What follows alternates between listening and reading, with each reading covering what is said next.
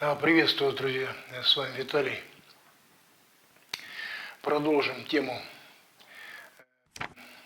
теории всего, которую я так буду помаленечку разрабатывать в этом видеоролике.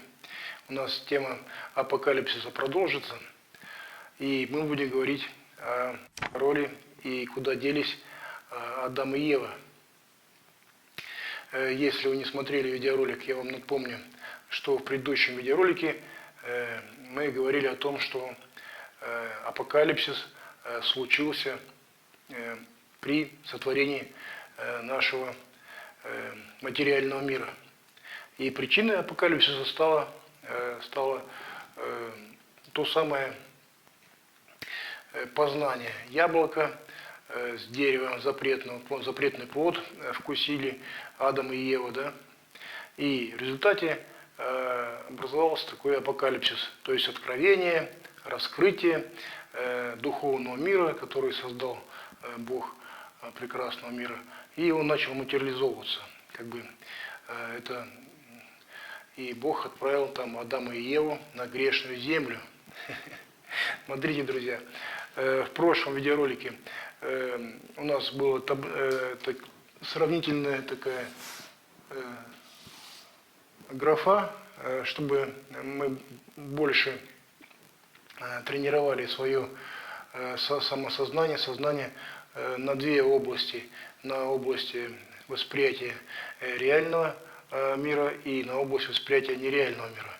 Поэтому эта графа у нас была реальный мир, реальный какой-то, да? А другая графа у нас нереальный мир. Нереальный. Но в том видеоролике я в эту графу тоже написал слово нереальный, потому что астрофизика, астрономия, наблюдение за последствиями, за следами большого взрыва некого, да, мы смотрим как какие-то физические показатели, да, частота, там амплитуда, световой поток там, и так далее, которые мы считаем, что они почти нереальны, да. Но тем не менее я их могу считать, конечно, они тоже были реальными, да. Но сегодня у нас с вами в области реальной будет такая теория, общая теория какая у нас? Эволюции здесь. И к теории эволюции какие науки нам помогают? Нам помогают, это у нас археология, дальше будет палеонтология, да? Палеонтология, сокращенно так напишу. Палеонтология, археология и антропология, да? Антропология. Логия. Сделаем с логией, да? А в разделе нереального восприятия у нас по-прежнему будет та же история библейская, да? Библейская история о сотворении мира. Сотворении мира. И здесь у нас уже имеются субъекты, о которых мы говорили. Адам и Ева, основные субъекты. И их создатель, да, Творец, Бог. Бог тут у нас был. Здесь Бог, вот основной. Итак, друзья, сегодня будет такая идея, которую я вам сейчас выскажу. Она будет такой всеобъемлющий. Практически, то есть, как я вам говорил, имеется 3 уровня, да? 3 уровня любого познания, да? То есть общественное познание, общественное, публичное. Дальше у нас идет внутреннее какое-то отношение ученика там, и мастера, какое-то образовательное внутреннее, да? И 3-й уровень тайное, да? Тайное. Так вот, я беру все 3 уровня И представляю вам совершенно новое восприятие. Восприятие совершенно новое. Новую концепцию, новое изложение сотворения мира, да? И это сотворение мира будем здесь смотреть, как она проекция, мы видим ее в наших реалиях. Мы видим проекцию сотворения мира, историю. Итак, друзья, если вам это не нравится, какое-то это видео, это содержание для вас ну, такое нетрадиционное содержание будет, понимаете? Мы, конечно, я перед вами сильно извиняюсь. Вас это сильно как-то будоражит, ну не смотрите этот видеоролик. Смотрите, друзья. В этой истории с Адамом и Евой у нас возник вопрос. Какой вопрос? А куда они делись, Адам и Ева, да? Как бы по истории, по библейской истории, Адам и Ева были отправлены на грешную землю, и их там как бы наказал Творец, сказав, что Адам будет трудиться в поте лица, а Ева будет в муках рожать. Но мы как бы сочувствуем Адаму и Еве, и эту проекцию делаем на самих себя, и как бы нам, в нашем общественном, публичном таком восприятии, это такое простое бытовое восприятие, правильно? Но мы с вами перейдем сразу на уровень достаточно глубокий, тайный такой уровень, такой создадим, и покажем, что Адам и Ева, в принципе, и не могли оказаться на земле, ну как бы в теле, как люди, и где они там оказались-то. Смотрите, то есть по библейской истории Бог что им дал? Что им дал? Он дал им тело, тела нет, он тело им не давал, он дал им что? Он им дал что? Некое кожаную одежду, кожаное покрывало, что-то кожаное, понимаете? То есть те, кто писал Библию переписывал устное изложение Библии в письменный вид, конечно, было ему очень сложно подобрать понятия, близкие к духовному изложению. Правильно? Очень было трудно. Поэтому кожаную одежду или кожаную там какое-то мы лучше будем рассматривать как состояние.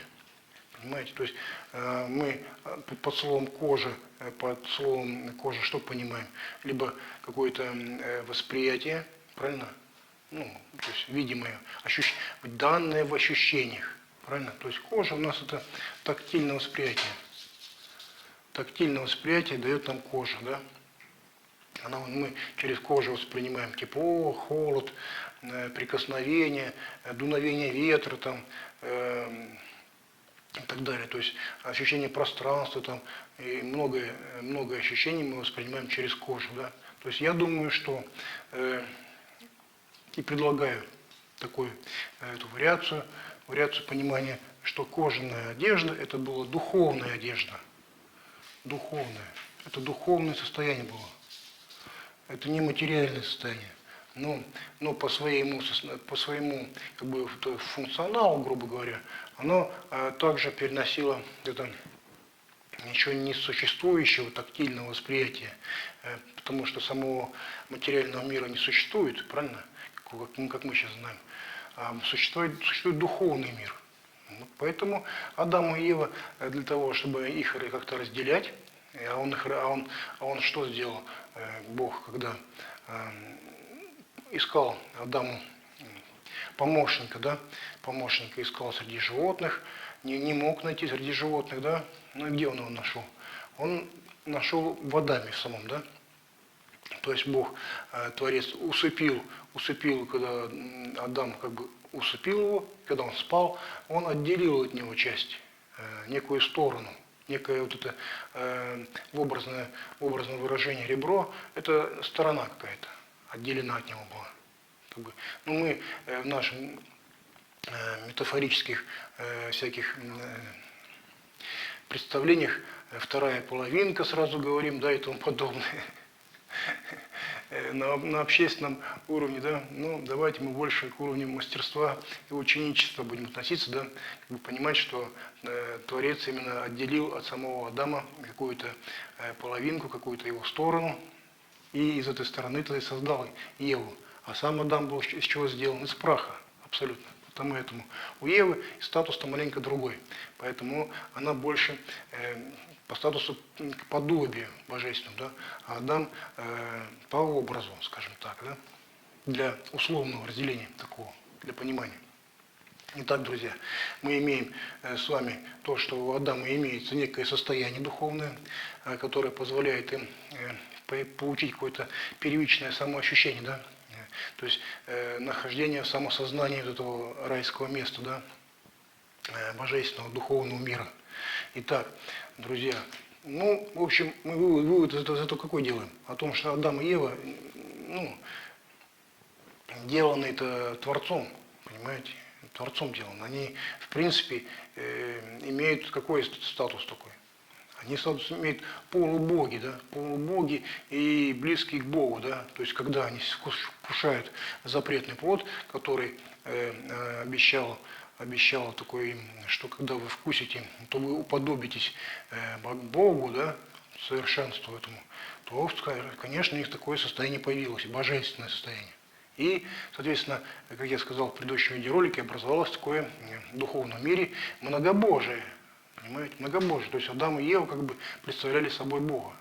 То есть вот этот согрешить, они согрешили, и, соответственно, и случился этот апокалипсис, расширение, раскрытие, откровение, и образовался тот самый материальное состояние движения, вот это самое.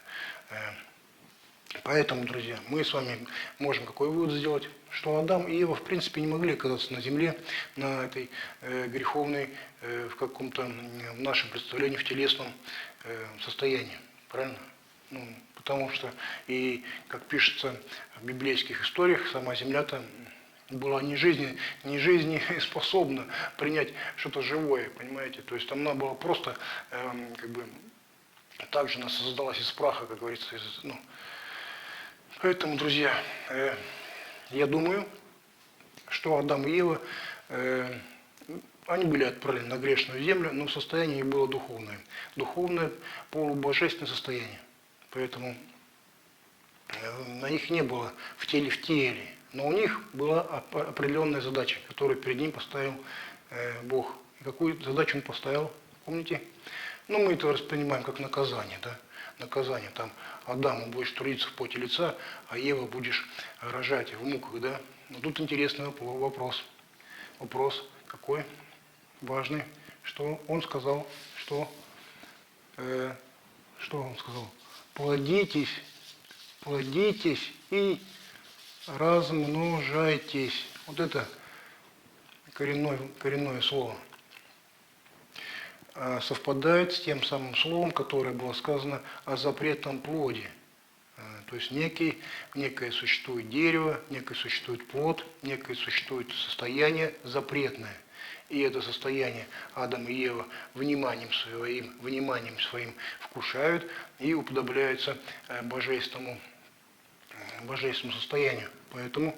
Поэтому здесь Творец очень хитро поступил. И этим ребятам, Адаму и Еву, дал такое непростое задание на самом деле.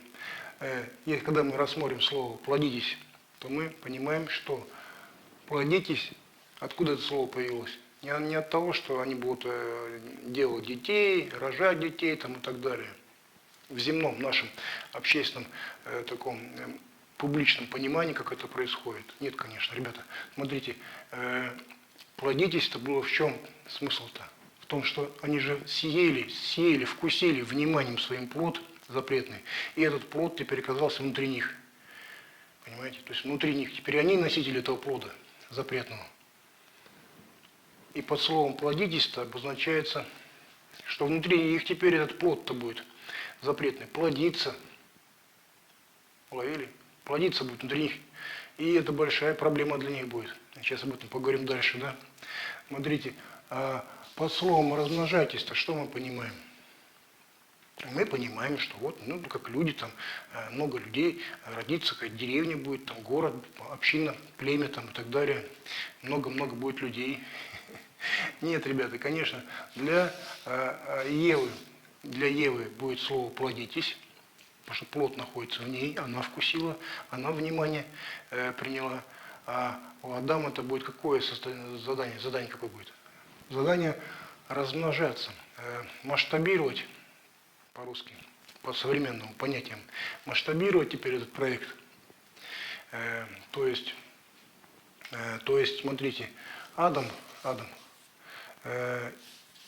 у него было какое задание от Бога?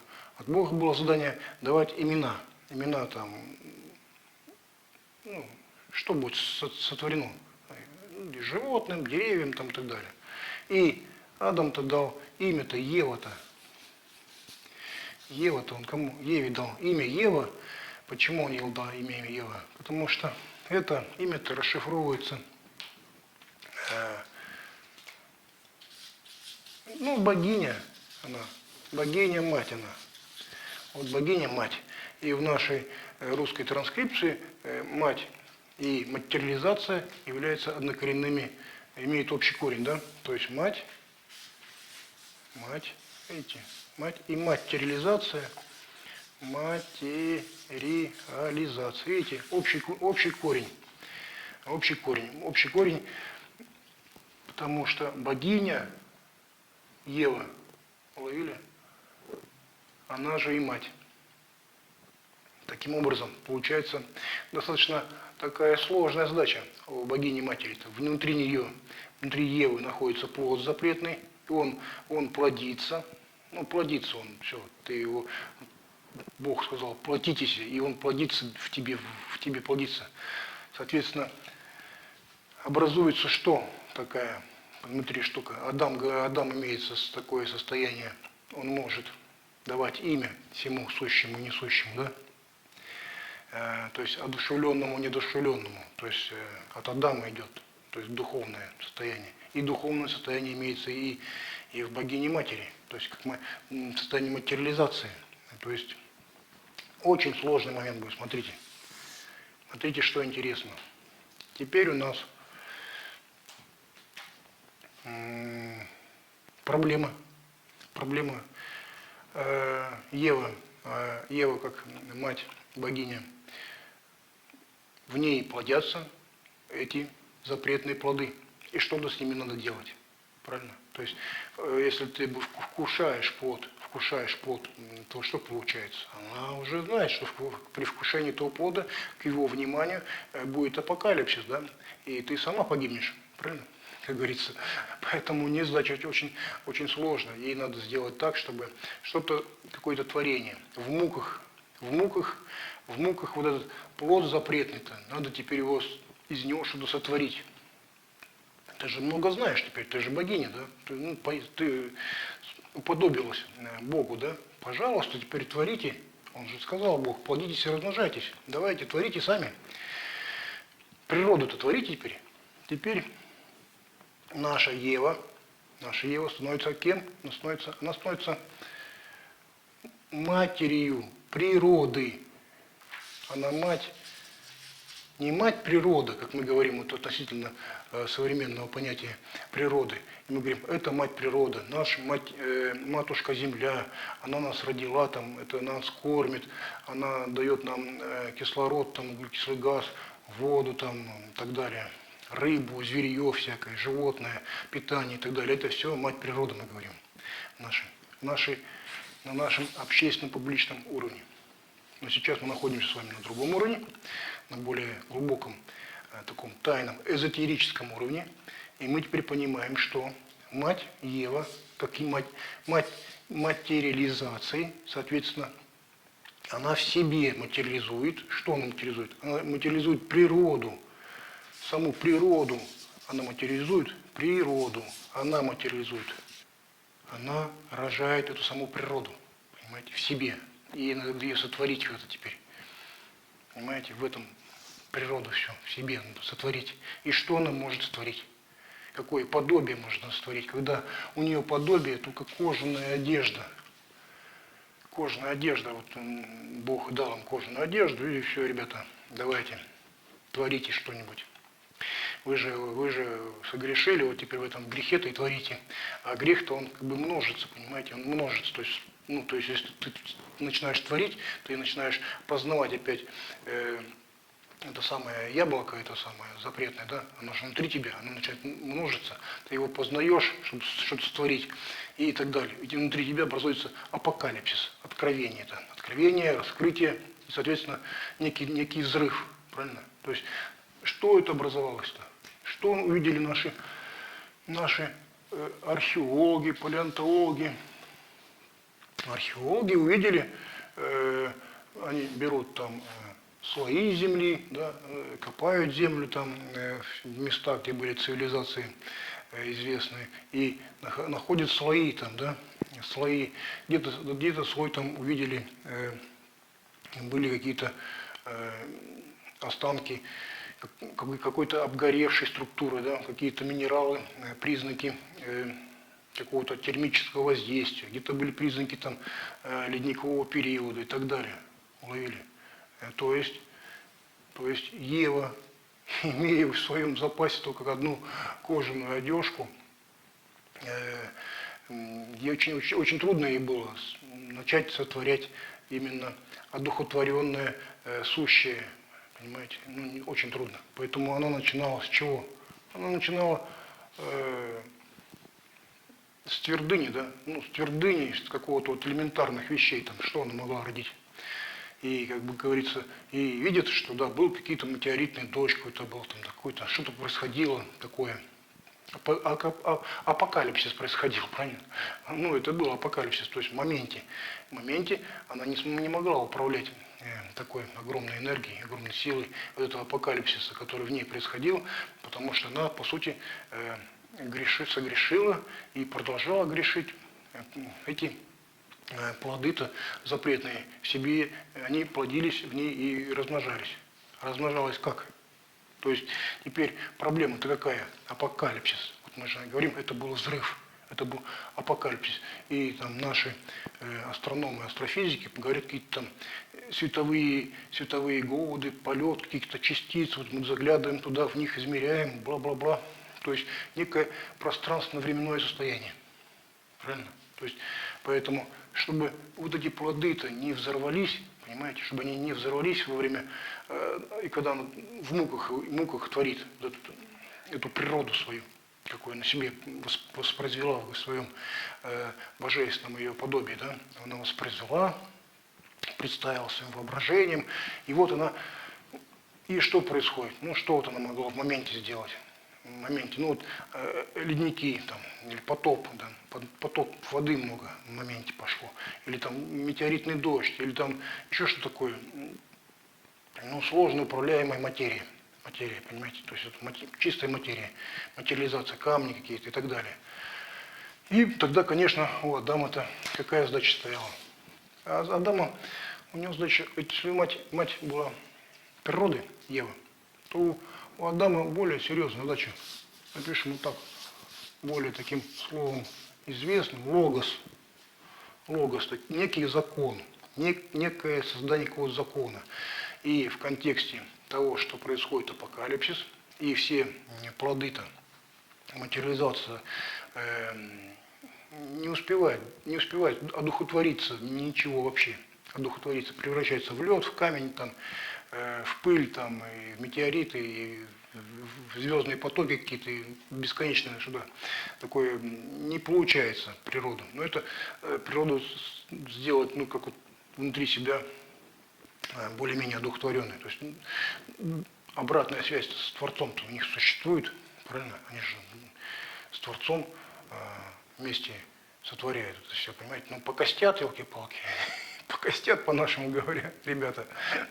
То есть у Адама-то теперь задача какая? Очень серьезная задача как-то создать это то самое пространство и время. Это то самое пространство и время, где это все могло более-менее процесс был растянут во времени, вот этот процесс апокалипсиса.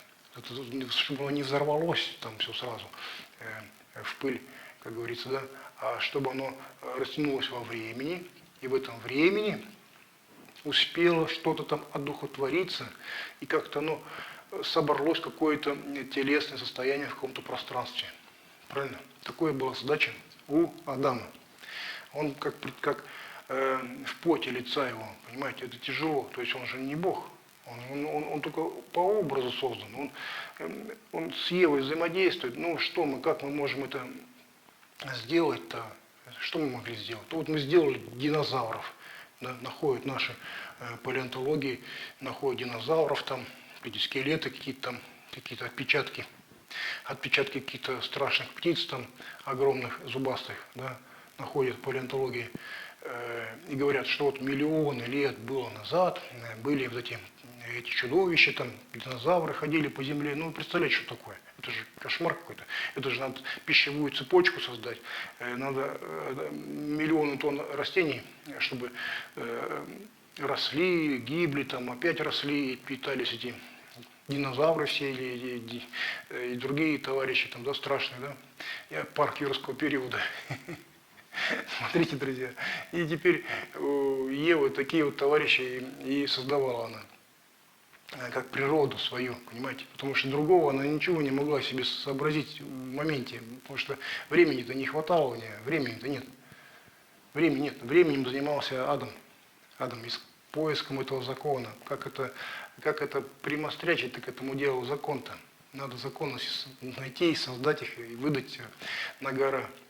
И поэтому эти существа-то, они не существовали в трехмерности, вот как мы себе представляем тело животного в трехмерности. Это были одномерные существа.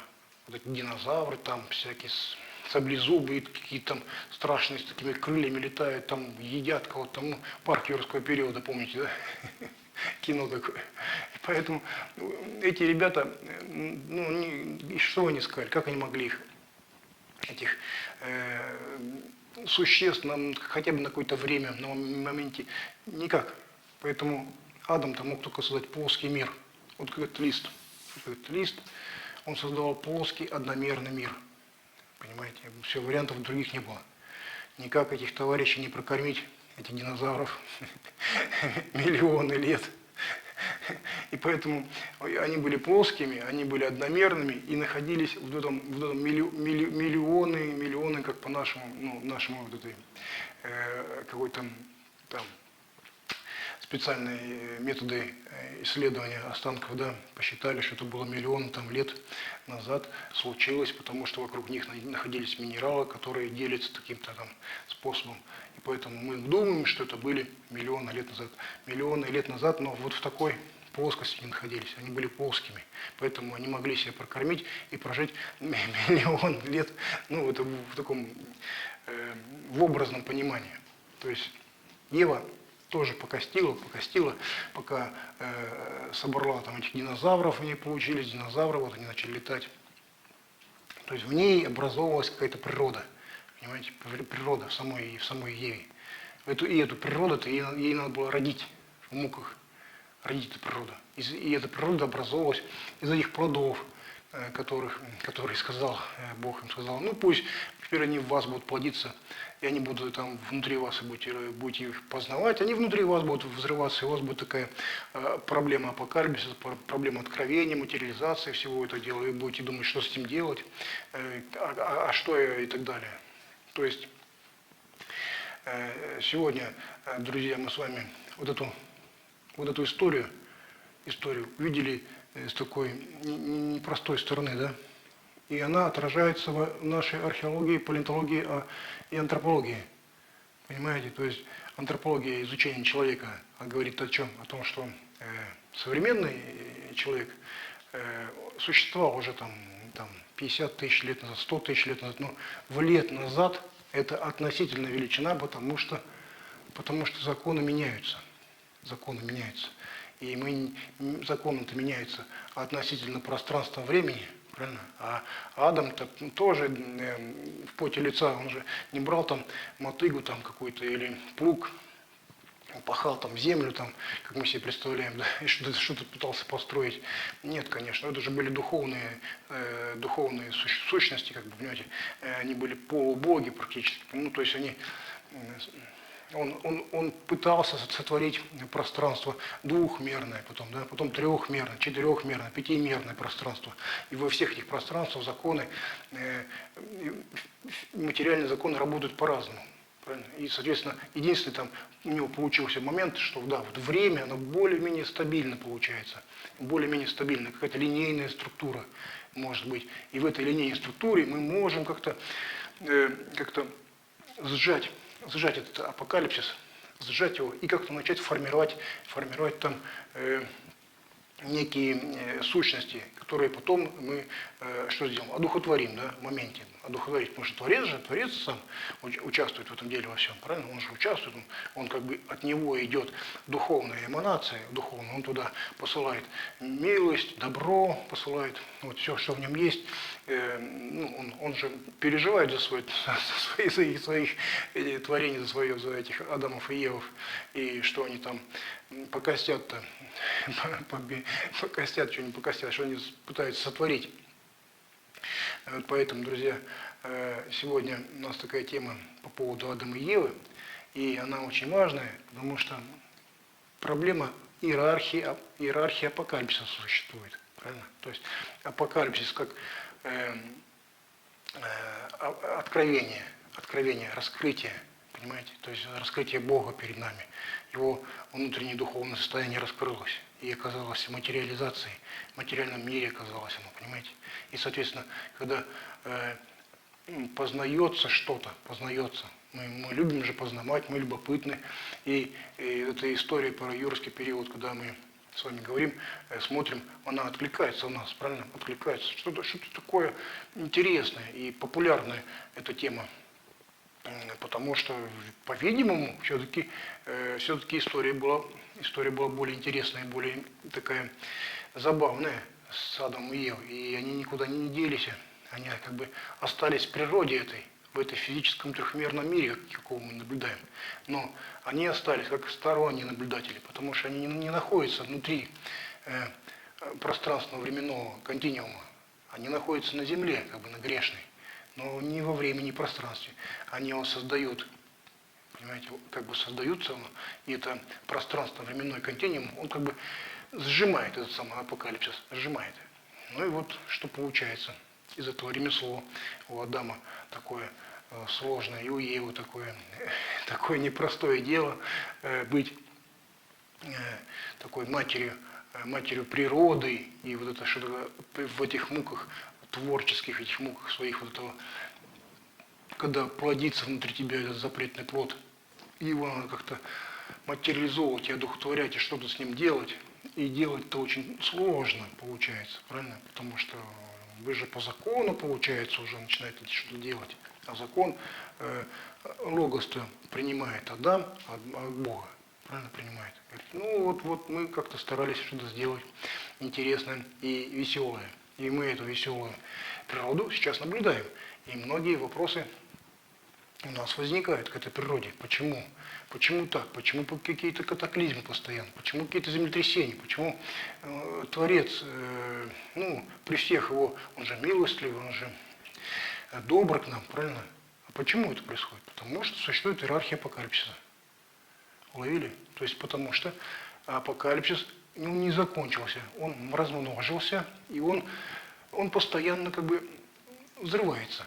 Понимаете, взрывается там, земля, она сжатая, внутри нее, вот это апокалипсис, это энергия, которая сжалась благодаря труду Адама, который трудится до сих пор, да, и сжимает это все дело, держит закон, держит порядок, чтобы Ева продолжала вот это сотворение этой природы в себе.